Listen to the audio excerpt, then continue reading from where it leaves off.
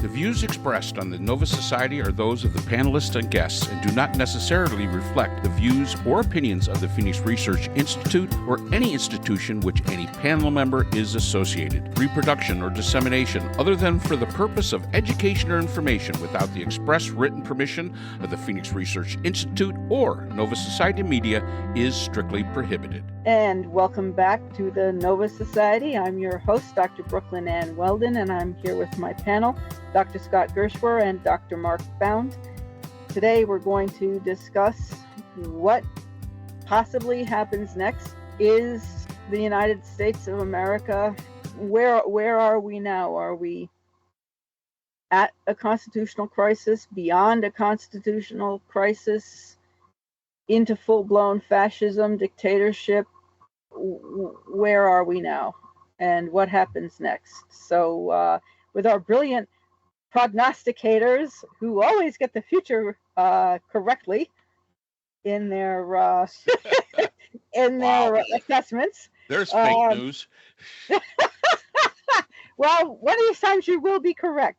I mean, I know what I think. I'm very concerned that it will not be recovery in our lifetimes. Well, let's remember, even a blind squirrel gets a kernel of corn. And yeah. so far, Scott and I are looking for that kernel of corn, and we just keep butting our heads together. We don't seem to be able to find that thing. We're looking underneath the lamppost because it's lighted over here, even though we know we didn't actually lose our keys here, right. Or kernel of corn or whatever metaphor you want to use. So Ed Luce, by the way, the Financial Times editor and columnist for the Financial Times, Ed Luce, says that we are halfway there to a full-blown dictatorship and police state. And I actually read that article the other day, but I wasn't able to finish it because of the firewall. And I just went to look for it, and even the part that I read then is now under a firewall, so I can't get it at all.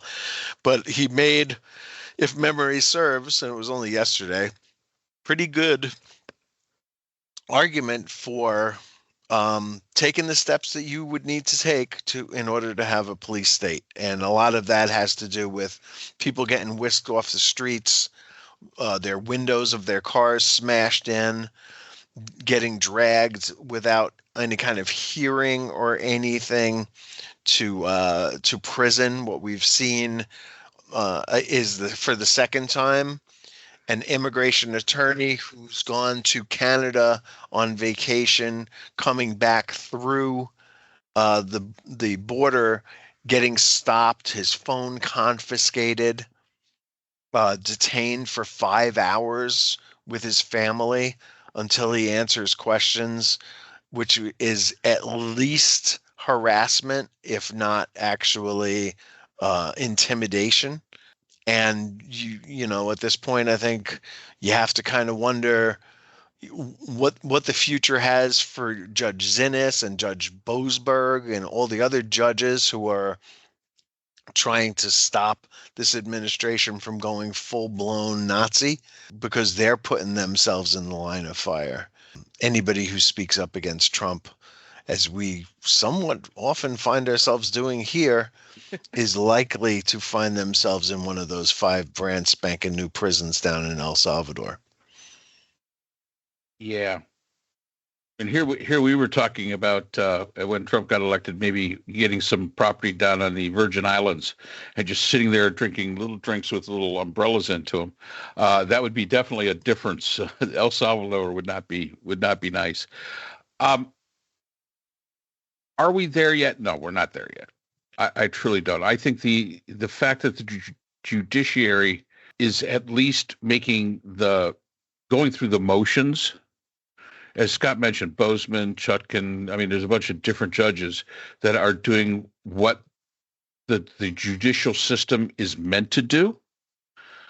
And they are running into an issue, and we've said this before, because the system did not anticipate this.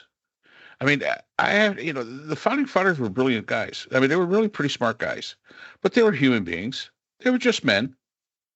And they saw the world from the position that they were in at that time. They could not predict this. What they could do is they could say, listen, we have to have guardrails so that we don't have King George, because they didn't even know who the next king was going to be. So that's what they did. And they, everybody says, well, this was a new system.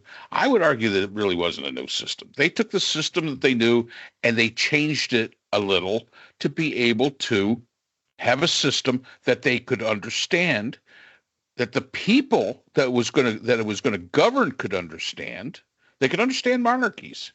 This thing here was totally different, but there were similarities. I mean, we've talked about that before. There were similarities between the House of Lords and the Senate, the House of Commons and House of Representatives, the president and a king. However, the president was only 4 years as opposed to the king was lifetime. I mean, so there was the judiciary, and again, we've talked about this before. The original Supreme Court was an afterthought, because the judiciary in England is pretty much just advisory when it comes to government. So, yeah, I mean, but they took this as, as the framework. They reworked it. They could not have known what the system would be against. The system is still working.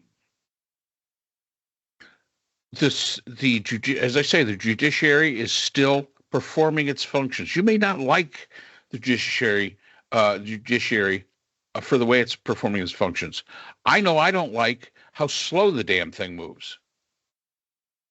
I mean, this is one of the reasons why I didn't pursue a career in law.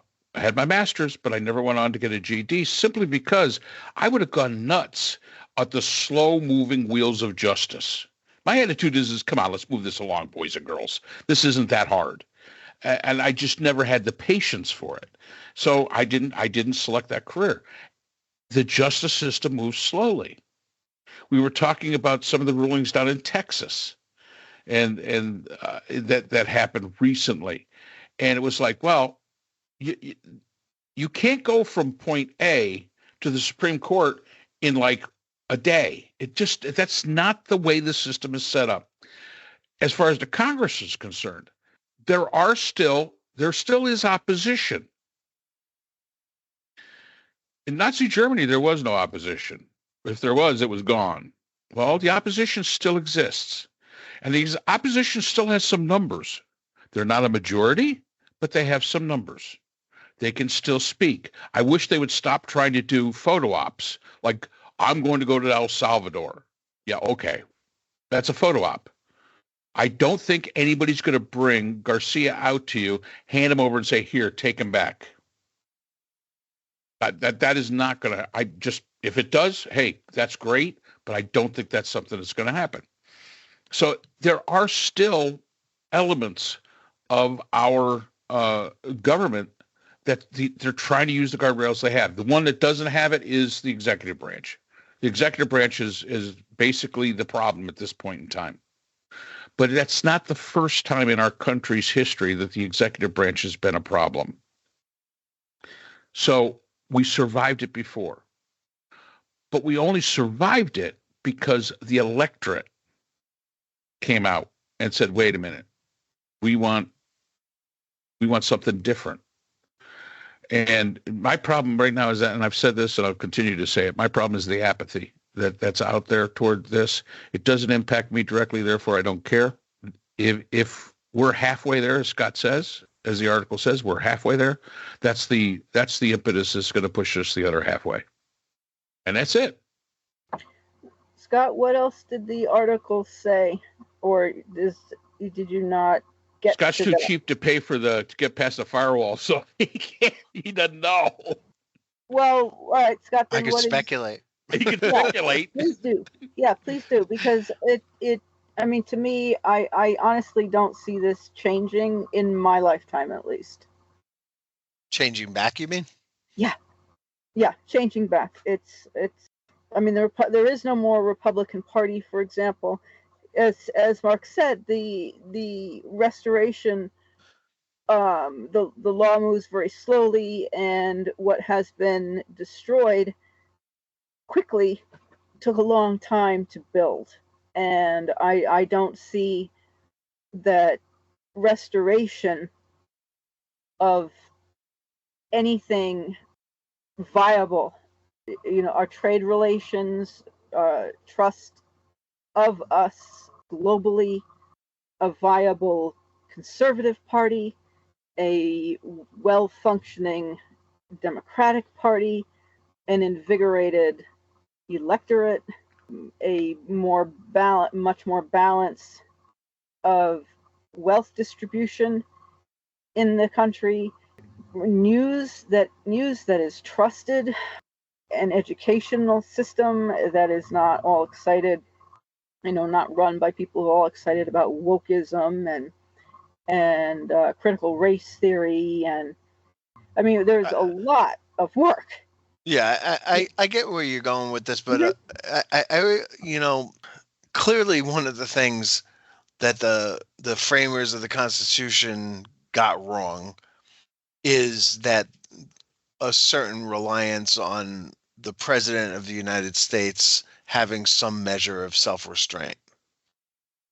And, they were able to do that because George Washington had that, right? And, didn't want to be a king and said 2 terms was enough. And that became the norm. George Washington said 2 terms was enough. For a really long time, 2 terms was enough. It took the Great Depression and World War II for a president to be elected a 3rd and then a 4th term. And immediately after that, Congress decided to put it into the Constitution in the form of an amendment that we only have 2-term presidents here, which I think is enough. But of course, Trump doesn't have that kind of self-restraint. It's just not one of his gifts. And so he's done a lot of things, that reflect his lack of self-restraint, and he's had a complicit or compliant Congress going along with it. He also has in his favor Fox and those other news channels, which most people seem to watch.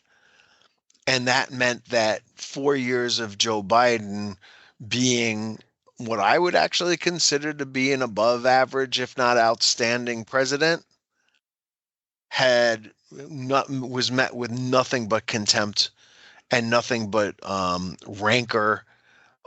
Took one of the things that was, depending on how you look at it, a miracle, or if you wanted to look at 13 dead service members, a fiasco, a horrible thing, and somehow morphed it into a scandal.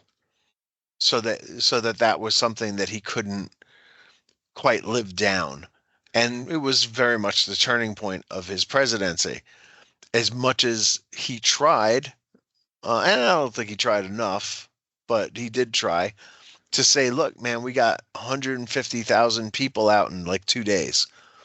That's doing something. Planes were rolling off that tarmac day and night until they could get as many people as they could out, which was an incredible thing. Nobody wanted to talk about the miracle aspect of it.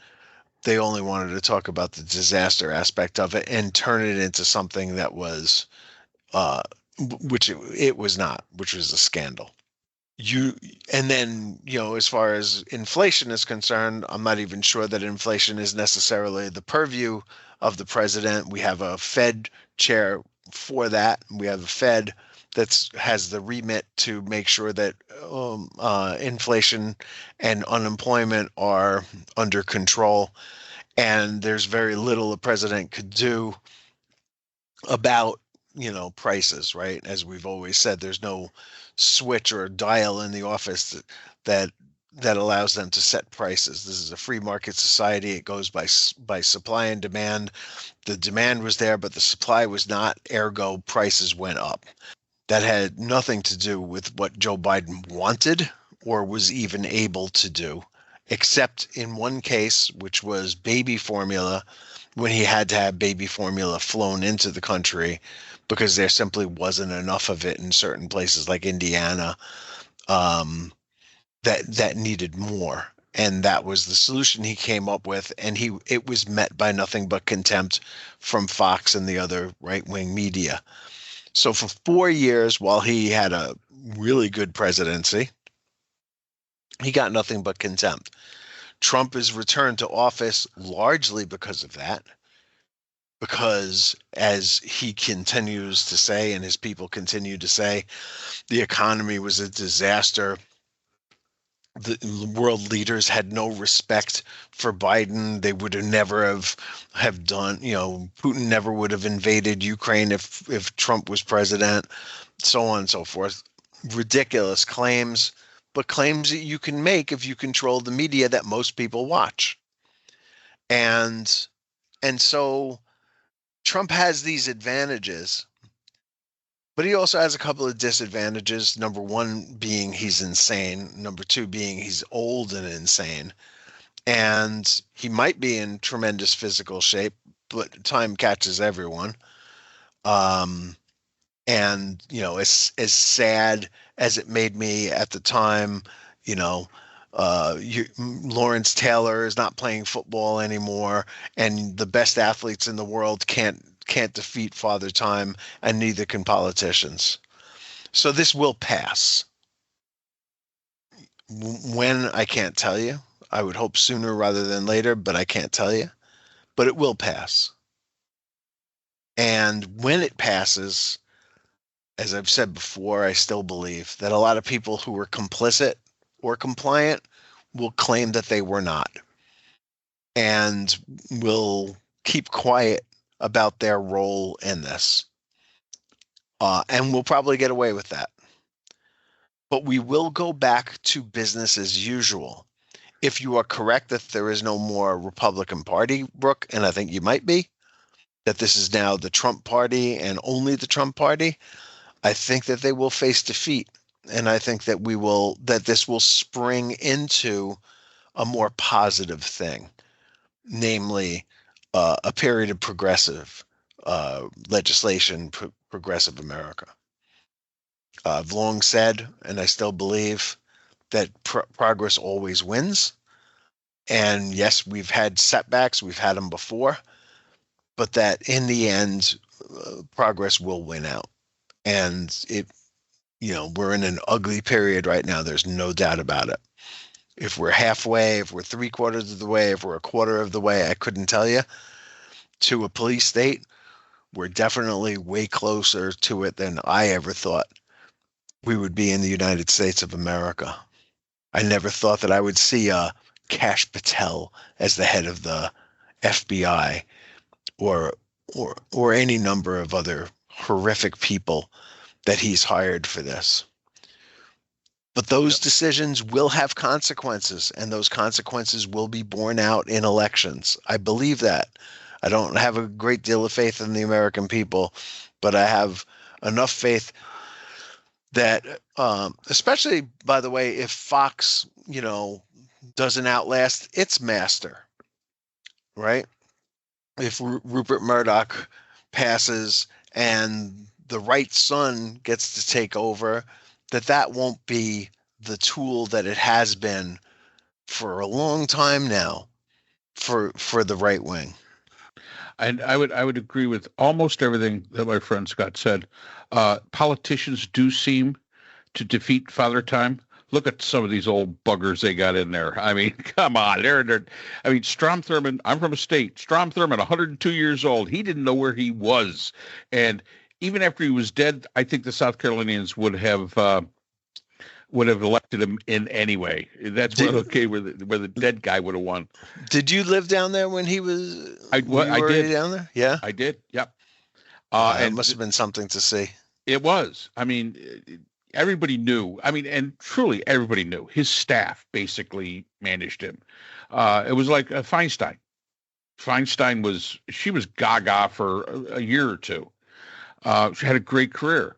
But Father Time, yeah, although it does catch up, unfortunately, for some reason, unlike, Willie Mays and, Jackie Robinson, who we wish we could still see play, politicians seem to beat that Father Time thing. a lot more than we'd like them to. They just seem to just keep right on going. My question is, how long is Lindsey Graham going to last? But yeah, I thought they got Lindsey last time. I thought they did too, but they didn't. I mean, people are creatures of habit, and that's the scary thing here. They will, and I always say that they'll vote against their own interests only because they're a creature of habit.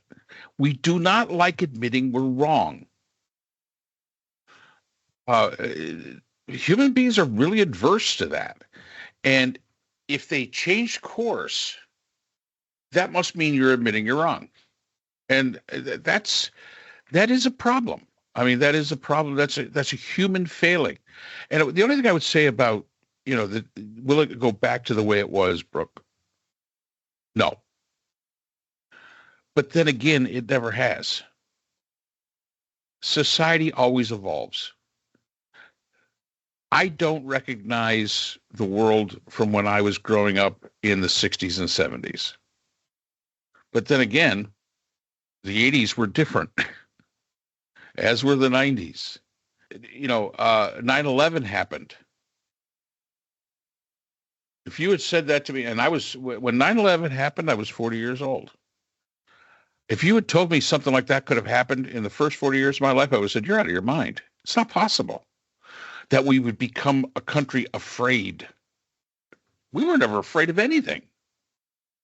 Anything. We did the big things. We built big things. We went to space.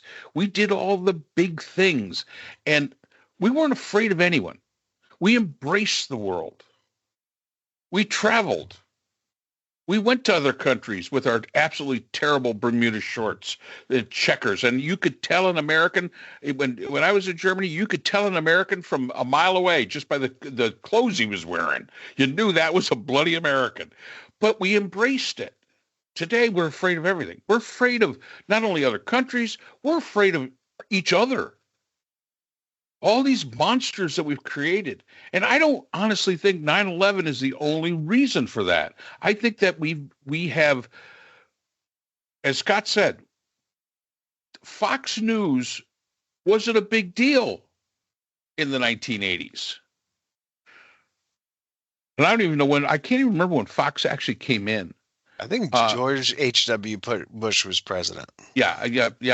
Late 80s, early 90s. I think though they did have sports though before that, if I remember correctly. I think there was a Fox Sport Network before that. Anyway, the fact is that I mean, will it ever go back to the way it was when you were younger? No.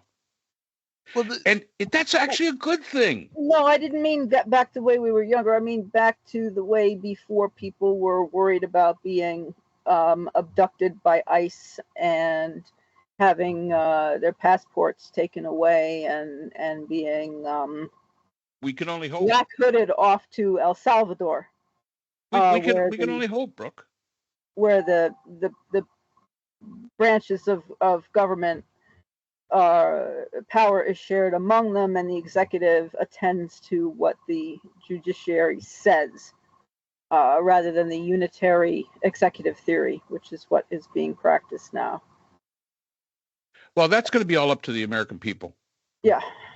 I mean, if this is something, and like Scott said, he doesn't have a lot of faith into him, but we have hope, of course. But the fact is that's up to the American people. If they think this is okay, all right, well, not much anybody could do about it. Yeah. I mean, does this describe where we are right now? Is we used to have a separation of powers. Now we only have a separation of parties. Barack Obama, was he the last president who experienced Democrats opposing him and what he wanted to do?